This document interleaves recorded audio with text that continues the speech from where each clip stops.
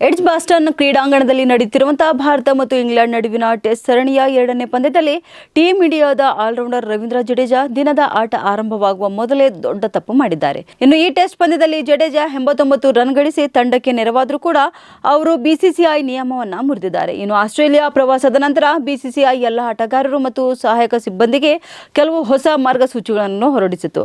ಅದನ್ನು ಕೂಡ ಕಟ್ಟುನಿಟ್ಟಾಗಿ ಪಾಲಿಸುವಂತೆ ಕೇಳಲಾಗಿತ್ತು. ಆದಾಗ್ಯೂ ಎಡ್ಜ್ಬಾಸ್ಟನ್ ಟೆಸ್ಟ್ ಪಂದ್ಯದ 2ನೇ ದಿನದ ಆಟ ಪ್ರಾರಂಭವಾಗುವ ಮೊದಲು ಜಡೇಜಾ ಒಂದು ದೊಡ್ಡ ನಿಯಮವನ್ನು ಮುರಿದಿದ್ದಾರೆ. ಇದಕ್ಕಾಗಿ ಮಂಡಳಿಯಿಂದ ಶಿಕ್ಷೆಯಾಗುತ್ತದೆ ಅಥವಾ ಇಲ್ಲವೇ ಎಂಬುದರ ಮೇಲೆ ಎಲ್ಲರ ಚಿತ್ತ ನೆಟ್ಟಿದೆ. ಇನ್ನು ಬರ್ಮಿಂಗ್ಹ್ಯಾಮ್ ಟೆಸ್ಟ್ ಪಂದ್ಯದ 2ನೇ ದಿನದಂದು ಜಡೇಜಾ 89 ರನ್ಗಳ ಅದ್ಭುತ ಇನ್ನಿಂಗ್ಸ್ ಆಡಿದ್ರು ಮತ್ತು ನಾಯಕ ಶುಭ್ಮನ್ ಗಿಲ್ ಅವರೊಂದಿಗೆ 6ನೇ ವಿಕೆಟ್ಗೆ 203 ರನ್ಗಳ ಜೊತೆ ಆಟವನ್ನು ಕೂಡ ಹಂಚಿಕೊಂಡರು.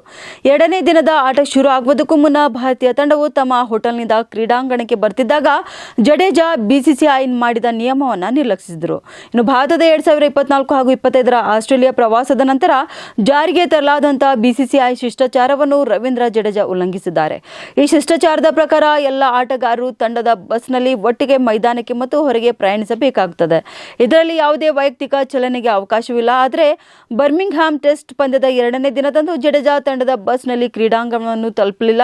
ಅವರು ಇಲ್ಲಿಗೆ ಒಬ್ಬಂಟಿಯಾಗಿ ಬಂದಂತಹ ಮೊದಲಿಗರಾಗಿದ್ದಾರೆ. ಇನ್ನು ಅಂತಹ ಪರಿಸ್ಥಿತಿಯಲ್ಲಿ ಜಡೇಜಾ ಎಸ್ಒಪಿಯನ್ನು ಉಲ್ಲಂಘಿಸಿದರು. ಉಳಿದ ಆಟಗಾರರು ಬರುವ ಮೊದಲು ಅವರು ಎಡ್ಜ್ಬಾಸ್ಟನ್ ತಲುಪಿದ್ರು.